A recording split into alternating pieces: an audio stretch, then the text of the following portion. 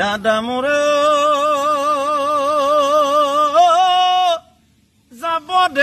যাব দেচোন ঘৰলৈকে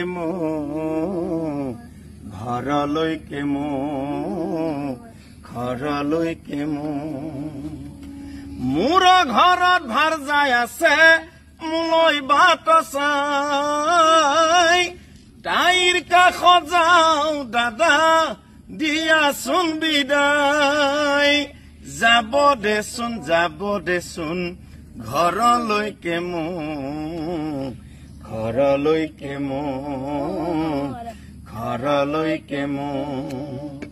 দাদা মোৰে যাব দেচোন ঘৰলৈকে